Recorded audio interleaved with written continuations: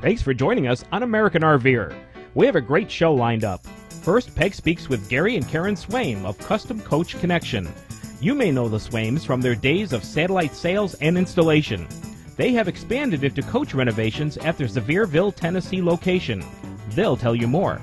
Next, in our Friends Across America segment, we introduce you to Tom and Cheryl Stewart, full-timers for 210 days and counting. Glad you're here. Let's get on with the show. Welcome to this edition of American RVer. Spring is in the air and you might be thinking about doing some renovations to your coach or maybe just getting that coach ready for your summer travels. Well, with me today are Gary and Karen Swaim, and they are RV renovators. They also do things with Motosat and satellite dishes and TV systems and Mac stuff and all kinds of things, plus they've renovated their own coach. So we thought we'd talk to them and maybe they can give you some tips after we find out a little bit about them. Thanks for joining me today. Glad to be here. Yeah, so tell me, now you are motor coach owners. Are you full-time RVers? We are full-time RVers, been doing it since 2002. Ooh, long-time full-time RVers. Yeah, still loving it? Oh, yeah. How many coaches have you had? Four. Okay, and what do you have now? A 02 Prevost XL2. Okay, well, it's a very pretty coach, and I know you've done some renovations inside of that. Did you start out doing RV renovations? Was that your business before you became full-time RVers, or is this just something that's happened along the way? It was kind of pushed from our customer side, even starting the business, because we both came from the electronics and communication world in our adult careers, me Navy and her phone system. We started putting it on our coach. Well, of course, the neighbors then wanted on their coach, and their neighbors and friends, and it grew to such that suppliers said, you need to be a dealer of some sort to make this happen. So it started with just, I want TV, I want communication with the grandkids, I want that kind of stuff. And then when TVs changed, boy, cabinetry had to change. And where do we put the computer? That kind of thing. Right. And how do you determine with your customer what you're going to do for them? They determine that, pretty much. Sometimes it starts with just simply a satellite dish because they want TV. Well, then it's, I've got this old TV, and gosh, I'd really like to have high definition. And so then, well, if we change the TV out, what are you going to do with that big hole? So that's where we've evolved into helping them out with their cabinet work. Right, okay. Well, where are you guys located? Sevierville, Tennessee. Oh, yeah, over in the Smoky Mountains. I was going to say Blue Ridge. That's over in North Carolina. We're tucked on the other side. into a little holler right there in Sevierville, which is near Pigeon Forge. We can hear Dolly's train. Can you really? Yep. Yeah, but do you hear her singing? We don't hear that, but her sister does live right up the road. She's a neighbor. Ah, no kidding. How fun is that? Yeah, it's the best. We love it. Now, do you spend most of your time there, or are you on the road quite a bit? It's about half and half. We're there when the weather is there, because then the RVers are there. When RVers aren't there, and we're one of them, we go south. And stay where the RVers are. Okay. And do you find that you're working along the road too, or are you just working in the summertime when the weather's good in Tennessee? No, the custom work comes in Tennessee, because you just can't rip a coach apart and build a person's dreams out in the field. Right. But they still want DirecTV, they still want internet, they still want it all to work with one remote, and we can do that on the road. So we go to rallies, and that's how we get some of our business. And then we go visit grandkids. So you mix business and pleasure. Definitely. Yeah. Let's talk about some of the renovations that you've done in your current coach, and we'll show those because maybe it'll give some other folks some ideas for what they can do. Sure. So we have a couple of cabinets right up in front of us here. Tell me about those. Well, these kind of evolved because we wanted to have dual-purpose furniture. And it started with even the chairs. We wanted to be able to sit 4 people, but we didn't want the narrowness that a lot of coaches have without slides. Then these were just a natural, gee whiz, we need some furniture. because there had been just 4 chairs in an empty room, and we wanted to make them dual purpose. So not only are there a place to put the hors d'oeuvres and the drinks and enjoy, but they're also complete productivity centers. So you have your computer somewhere? There is a computer in here. The dead giveaway is the little pull, like most, but that's just a keyboard and a mouse. And so, you know, you can have remotes or mice, but with a push of a button, out comes the computer. Oh, nice. Now, we've seen TVs like that in several other coaches, and I haven't seen that done with a computer yet. And the beauty is now there are multiple companies, whether you do Macintosh or whether you do Windows, which is a swipe of the Right, you got it. a swipe of the mouse, it can also integrate to high definition TV. So it can be a 27-inch TV or a great Windows computer or an outstanding productivity center for like pictures and things, stuff that Mac does with just a swipe of the mouse. Oh man, that's cool. And then Karen, you have one on your side too. Mine's identical. The lower cabinet's a little bit different. We've taken Gary's cabinet and made it our printer capability so that it holds the paper, the ink, the printer, Right, all your supplies. everything. And then on my side, I have a little file drawer because I'm the one that keeps the books. So she Boy, has her that files works right there. great. Yeah, and everything is nice and it's pretty. Like you said, it's really furniture. It's not a desk. Exactly. Yeah. That's So, exactly yeah. what we were going after. And what were some of the other things you did in your coach? I know you changed your front because you put a nice big TV up there. Right, we changed that, and Gary, we have a cabinet maker, and he has put the large flat screen TV on a door so that you open that and you can utilize the space behind it. Right, okay. And then this used to house just simply carpet, like most RVs do, with a couple sofas. And we, in turn, have changed it, added the flooring and a medallion. I love that. That's beautiful. Kind of gives us our direction, if you will. And we're going south because it's warm in the That's south. it. When we travel, we go south. I love that. We're heading south. Yeah, now in your renovations for other coaches, can you do a complete renovation, tearing out walls and windows and window treatments and all of that? We can. And those are the kind of projects we look for maybe a winter project if we don't want to travel. Because it is time intensive, and we don't want to put a bunch of strange folks on to work on it and be just a production shop.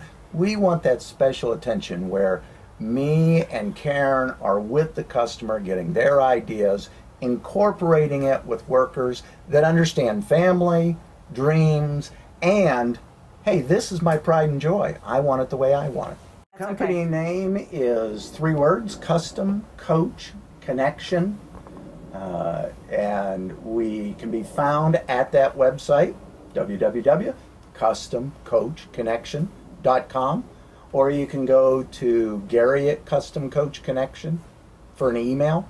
And then our phone numbers are cellular numbers because we are mobile. So it's 619-300-3114 or 619-944-3114. And we kept them for obvious reasons. Everybody knows us by those numbers. Yeah. We've had them for over 30 years. Yeah, that makes sense. So that's how you get a hold of us. Okay. So Do you find that your customers come and stay with you while the work is being done? absolutely. We have places for them to hook right up and live just like they would at a campsite.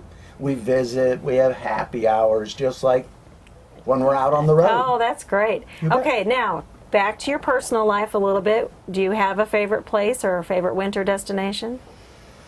Well, we tend to go to San Diego in the winter because we have grandkids there. Okay. We go to Ohio in the summer because we have grandkids there.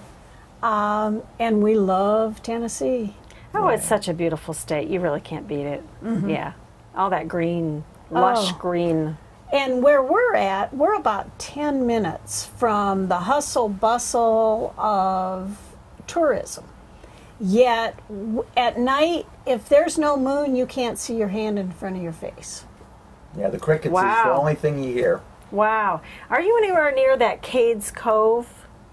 Isn't that well, over there that's near in you? the Smoky Mountain National Forest. Okay. And we're probably about 20 miles from Cades Cove. Yeah, that's a real pretty place. Some good is. friends of ours always go there every year, and Yeah. so we got to go too. We're about a mile Yeah. away from Dollywood. Okay. As we say in Tennessee, we're just the holler over. That's too funny. And I guess people really get a kick out of your accent too. Oh, well, I would love to have their accent. I've learned how to say thank you. Well, thank you for being on American RVer. We sure are glad to have met you and are looking forward to seeing you again down the road. Absolutely. Very All nice. right. Thank you. Yeah, you're welcome. And we'll be right back. We'll be right back with Friends Across America and Tom and Cheryl Stewart. Are you looking for some free camping, fun in the sun, and the opportunity to check out one of the fastest growing membership park systems in the U.S.? Western Horizons will give you a complimentary 25-night stay in any of their 18 RV resorts across the country.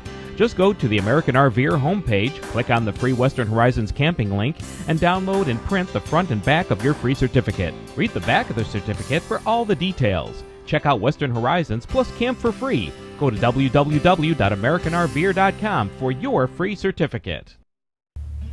Welcome back. Thanks for staying tuned for Friends Across America. We're meeting Tom and Cheryl Stewart today. They are from Bellingham, Washington, if I remember correctly, and you are relatively new full-time RVers. 210 days today, but who's counting? I still remember when we started, but 210 days, that's almost, what, 6 months, 8 months, something like that. That's right, yep. Yeah. Now, from Bellingham, Washington, were you a long time in that place, or were you moving around? Not really, or? only 41 years. Oh, not too long, yes. Yeah, Yes. so you had a lot of things to get rid of when you decided to go full-time. We did. We had a lot because we both, we got married, we moved in, we had the house, and we worked that whole time. And then as people passed away in our family and everything, we would collect things and fill up the house. Tommy told me one time I could only bring my weight back from my dad's house at any one time. So you made several trips. Many trips and a lot of stuff. So when we decided to put the house up for sale, I said, I'd like to empty the house so that we don't need a house sitter. We don't have to worry about it. And he said, fine. And so we had an estate agent come in, and they said, well, they will sell everything, consign everything, send it off, and leave it broom clean. And that's what we did. And the plan was with this real estate market was just turn off the water and turn the heat down to minimal and use it as a summer cabin and leave. Because I was a tool collector, and Cheryl told me that go ahead, build your dream shop. I'm only going to give you one shot at it. So I built my dream shop for my tool collection, and it was difficult to part with. And, Yes. and we were just going to come back and use the shop and everything. So we could as park a- the motorhome in there. Yes. Right. Did you consider renting it out at all?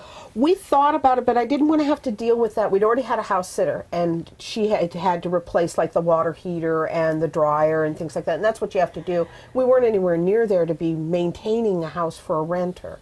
So I was just going to leave it empty, and we could decide what to do. So we had a friend who was a real estate agent. He said, let me list it. And he did. And it sold in 3 days. Oh, fantastic. Yes. Absolutely. We were shocked. We had 2 offers in 3 days. The first 2 people that looked at it, and my Yeah. head is still spinning. I didn't believe it. Till the money dropped into our account, till they called from the bank and said we put it, I didn't believe it. I thought at any time they're going to back out and that'll be it. We'll go back to the original plan. So then you knew that being a full-time RVer was the right thing. We hadn't practiced at it. We had. A year and a half before, we had done 7.5 months, 15,500 miles. We went around the United States, literally, down one coast, across, around the Gulf, across Florida, caught a space shuttle launch, up the Atlantic coast to Maine, and then back across. And we got home, and in 2 weeks I was ready to go again.